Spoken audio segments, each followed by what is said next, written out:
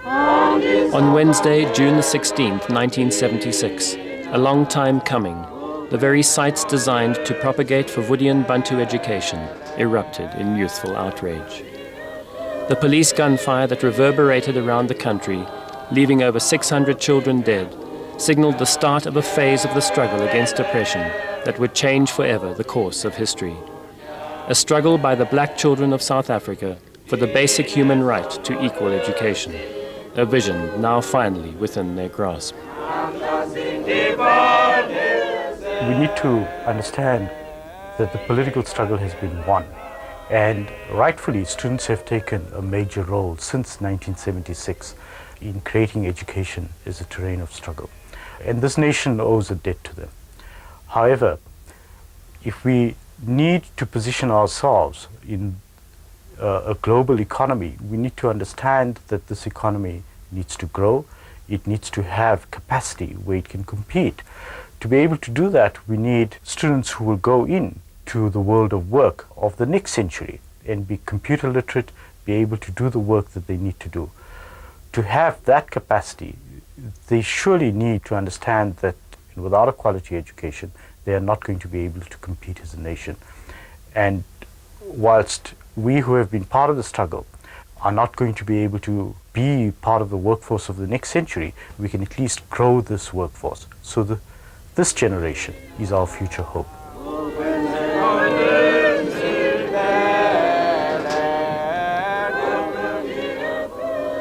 Central to bringing about equity in education is the rehabilitation of township schools, their collapse reflecting not only a breakdown in governance, but decay in the social fabric of township life, racked by a legacy of violent crime and anarchy. I wonder whether this is the poorest. I've not visited some of the schools in the same township, but we literally have nothing. We hardly have a library. Buildings are there, but it's not finished. It also has no resources like books. The area itself where the school is situated is outside on the outskirts. So we've got thugs hiding on the copy there, behind those rocks. We have an old laboratory center which has been broken into several times because there's no security. Those who are stealing cars pull them outside here into the school premises because it is on the boundary of the township. And then the very criminal friends of our students come into the premises, pull out girls. It's rape, car theft, carrying of guns and such things. So it means the influence of the township is very adverse on the school itself. The sentiments of Archbishop Pagati, principal and parent, reflect issues central to restoration of the educational fabric of township communities. For the new Ministry of Education, the task is daunting. Having the political will, its hands are somewhat tied by the inheritance of baggage from the past regime, in the form of debt and bureaucrats resistant to change. Inheriting the legacy of 14 ethnically based bureaucracies to be streamlined into one equal education system, on the ground lies the task of rebuilding shattered relationships between teachers, parents and pupils, and restoring community pride in township schools. I think the desire to learn is high. Children are dedicated. You call them on Saturday, they come. You call them during the holidays, they come. That indicates that they've got enthusiasm for learning. What is still missing is the coupling partner, the teacher, who should join them fully. Because once the teachers are laxed, and then the children break down. But if you tighten up, likewise, the students will also be more serious. We need to bring back law. There must be a method of enforcing regulations and the code of conduct. That's the main thing. So that whilst we are debating our own problems, but we do them through the correct channels and we respect teaching time, we respect authority. And then gradually, this habit, teaching and learning, will come back. My children personally are not here, they're in town. So those who are able to pay, they send them to town. those who've got no other way out, their children are being sacrificed. Literally. Yeah. They started from a private school in Bedfordview, but it was very expensive. I also could not afford. So I preferred the Model C government school. Kusho ukuthi ey'kolweni zala elokishini zabantu abamnyama esikhathini esiningi abantwana bebaphazamiseka ey'fundweni zabo. For instance, ama-violences, kuzoba nama-meeting esikolweni, abantwana bangazi esikolweni, baphazamiseke nje, kuphele nje iviki bangafundi. And then at the end of the year, uthola ukuthi umntwana akasakhoni ukubamba kahle izifundo zakhe bese angasaphasa ayafeyila.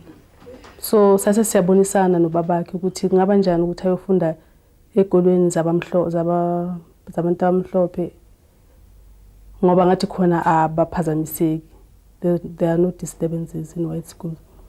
So savumelana nobabakhe ukuthi ngcono ayofunda le ezikolweni zabamhlophe.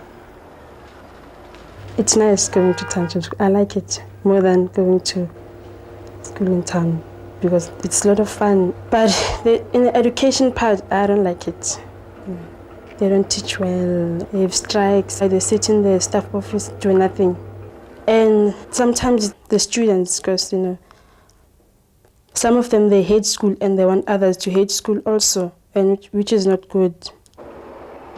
I think sometimes the white teachers who are very good, they do everything they can. If you don't understand anything, they tell you that you must come and then they explain to you. But here, if you don't understand in class, well, it's your problem. I have friends in Township, but I've also got white friends. They live in Yeovil, but I'm not close to them more than my black friend that live in here. When I meet them, I do the same thing as they do, speak their language. And when they talk about the schools in Township, I also talk about mine where I used to go to, not my town, because I don't think they feel comfortable with it. For the majority of township residents, Model C schools situated in the traditionally white suburbs are not an option. Even so, traumatic experiences at township schools have forced many students, in pursuit of their right to education, to set up alternatives. Phumzile Dlamini, because of continued disruptions at school and the abduction and rape of fellow schoolgirls from out of the classroom by heavily armed township thugs, rejected the gauntlet of township schooling for study by correspondence. Together with other self-motivated students, Phumzile formed an adult study group, and to pay for her courses does hairdressing from home after hours. Mina, I think kwasami isikolo abantwana beba prepared ukuthi bafunde. It was just that ukuthi isikolo samantombazane, and sometimes isikolo sakho njengoba kwesamantombazane abantu abaningi basithathela phansi, bayasihlukumeza. Kusho ukuthi noma uthi usesikolweni sometimes ingena abafana right phakathi kuma classrooms. Utho ukuthi bayasiphazamisa ke ekufundeni kwethu. Ama teachers angifundisayo ngiyawa understanda and into efunekayo nje ukuthi ngistudishe hard ukuthi ngikhona ukuthi ngiphumelele. But to me it's fine because asinama strikes, strike, we are always at school ngaleso sikhathi leso esesikolo. What I will say ukuthi mina bengizothanda ukuthi bangazitshela ukuthi standard sabo si up kunesethu, kumele ukuthi sibe equal as blacks, sibe equal. And then enye into ngisho ukuthi well kumele bona baqhubekele phambili as banaleyo nhlanhla leyo ukuthi baqhubekele phambili, but they must remember ukuthi nathi anyway sabantu, we are trying the way sizama ngakhona.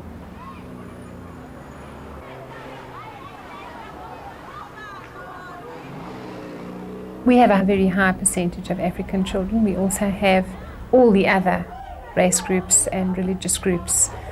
I think it has always been quite a happy school, but yes, the pupils get on well. We have very little interracial kind of problem. And we expect a commitment from pupils both for their education and for the extramural program of the school, so that we've become quite successful in many areas, and it's a result of commitment of pupils. We have been told that there will be an open and transparent debate into exactly what's going to be happening with this kind of school, which is actually called a state-aided school. And until such time as that debate takes place, people should keep calm about the whole thing. But I would hate to see the system actually interfered with, because I think it has been very successful. We went into it with some trepidation because we don't have wealthy parents.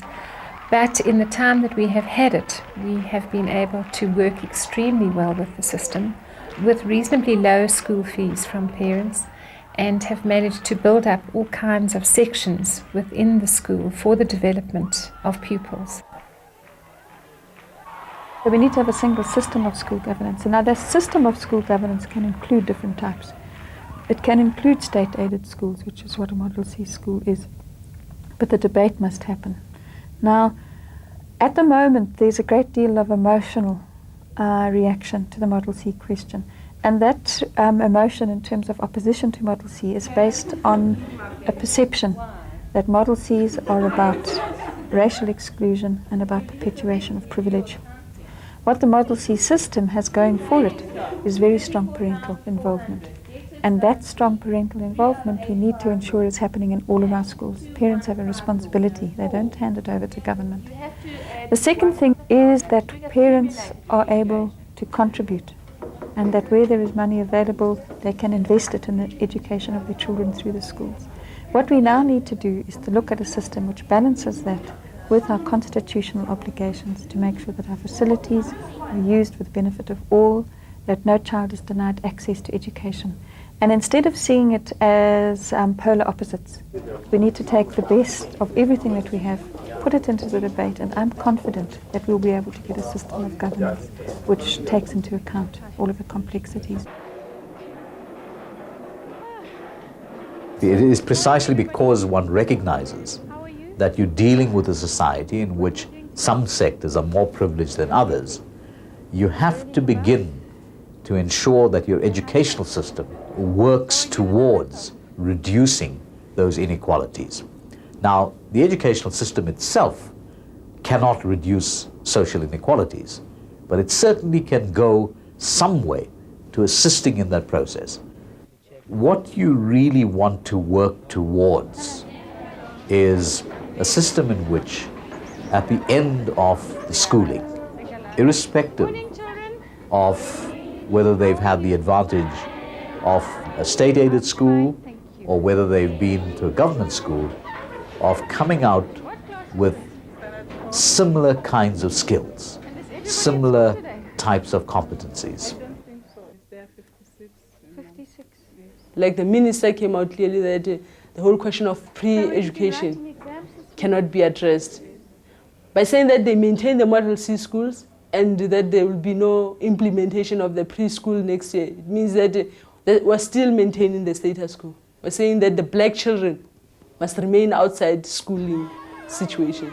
But we're saying we're not going to leave the situation as it is. The government must be made aware that that situation needs to be addressed with immediate effect. There's so many parents who are willing to really invest in the future of their children. And if we could restore a sense of pride within a community in our local school, we would really be reversing a trend.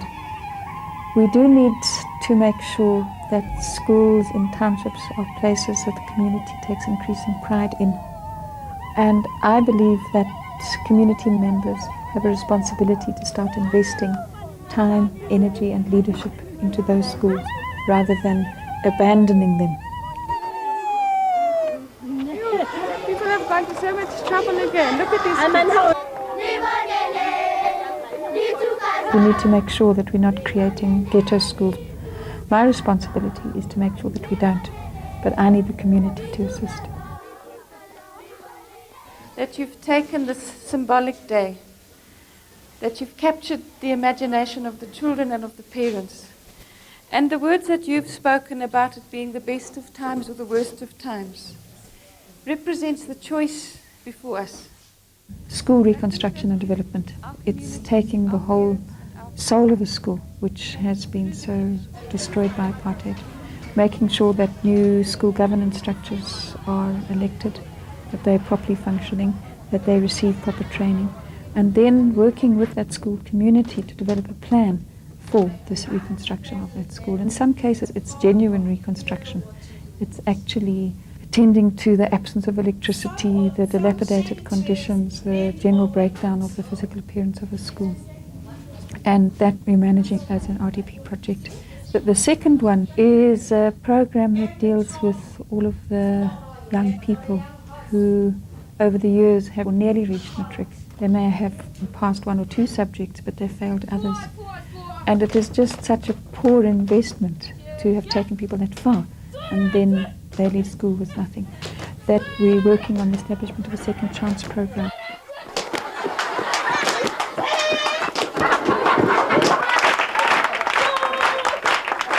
The simple message that each of you children must take home to your parents today is that not one school day must pass without your mother and your father saying, "What did you do at school today?" I'm doing standard 10 now, but since I was still in standard 5, I don't remember my parents checking my books. There is no that parent and teacher relations. Secondly, you find that other teachers, they don't know where do you come from, what are their home backgrounds and so on. So we believe that the solution need to be the relationship between a teacher and a parent. And also that the community need to engage the student to actually go to school.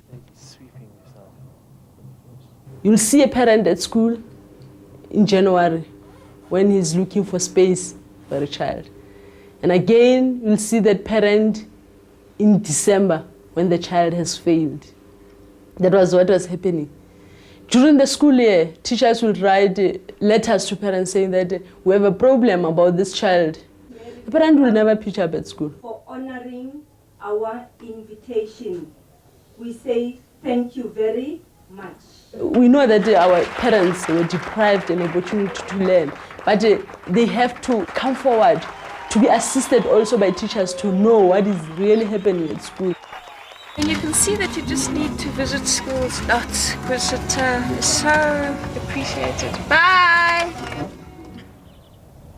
I think that parents can play a more determined role about the way children are educated in terms of bringing administrative capacity to the school, bringing fundraising capacity to the school.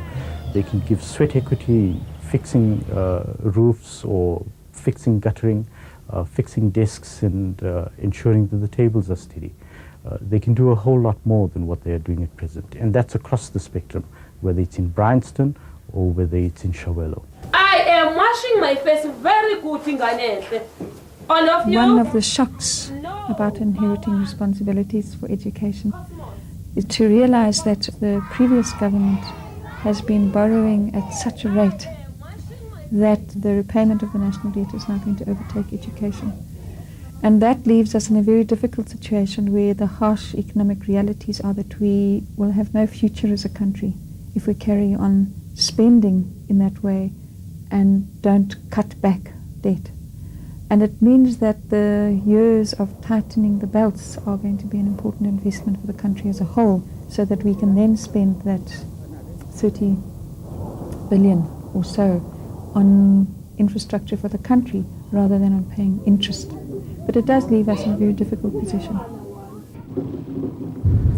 Kind of RDP commitment to careful financial management, strict fiscal policy, and at the same time reorienting priorities. Now those priorities must include adult basic education, they must include early childhood development, they must include the one that nobody ever remembers, which is special ed.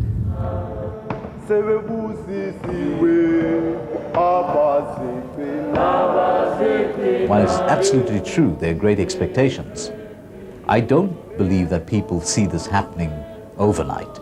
I really think that people understand the constraints, understand many of the problems. However, we mustn't test the patience of people. We can't expect people to endure the same situation. And one way, I think, of ensuring that is to set ourselves some real public targets.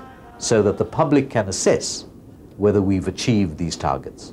And I really think that it would also enable us to get a greater support from the community at large. Demonstrating a commitment to restoring pride in township schools, in Gauteng, a massive 11 million rand renovation project has been launched, targeting 1,500 schools, starting in August this year. Teacher grievances, aggravated for decades by a culture of corruption and nepotism in the Department of Education and Training of the past regime, is the time bomb ticking in the shadow of education reconstruction. Salaries and the system of teacher appraisal, the means by which incomes and career prospects have in the past been determined, are burning issues.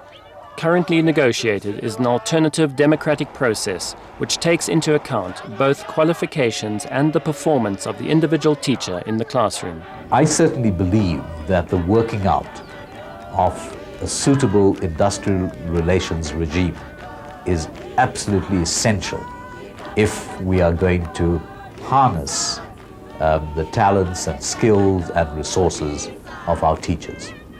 Put simply, in fact, an unhappy teacher is not going to be able to perform well. Integral to that is the professional development of teachers. Making teachers proud of being professional. They account for close to 80% of the budget, so they're your major resource in your educational system.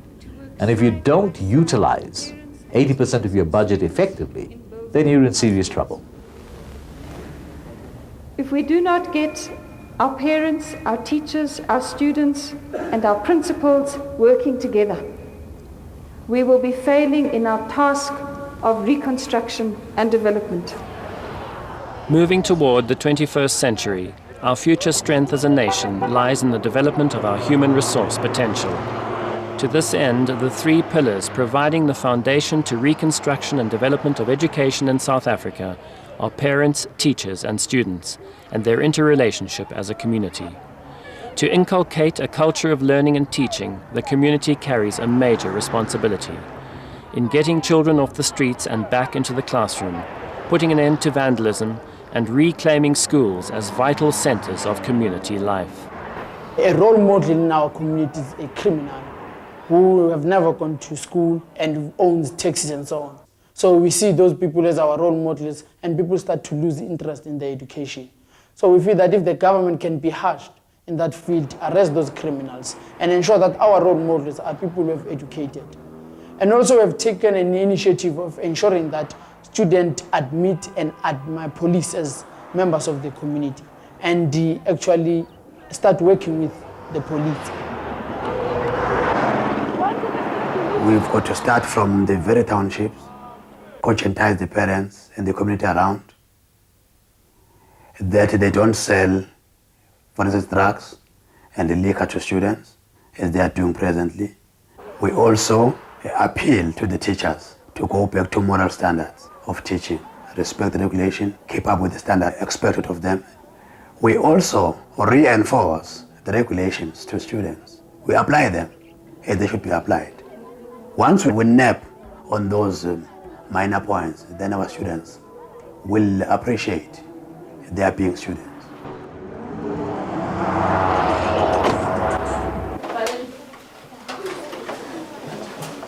We need to look at what does this education bring for us. The end product of it is a person who has the capacity to enter a work life and be creative in that work life and add value to the nation. And sure, there are going to be sacrifices that everybody has to make. A child has to write an exam. To write that exam, the child has to study. Now, there's nothing free and compulsory about studying. It's either a compulsion that the parent brings to the process, the teacher brings to the process, the child brings to the process if the child wants to get on. If the child doesn't study, there's no benefit. And if there's no pain, there's no gain. And that's what we need to look at. We need to look at what all of us can contribute as a nation to bring this common growth that we need.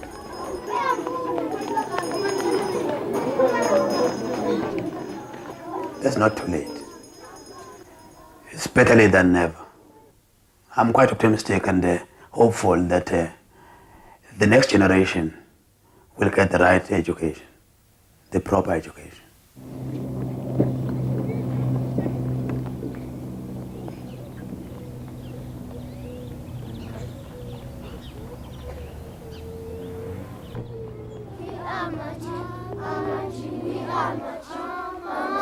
We are marching in the light of God. Amebukanye Nkosi, Sizo amebukanye Nkosi. Amba, Sizo amba, so amba, Sizo amba, so amba, Sizo amebukanye Nkosi. Amebukanye Nkosi, Sizo amebukanye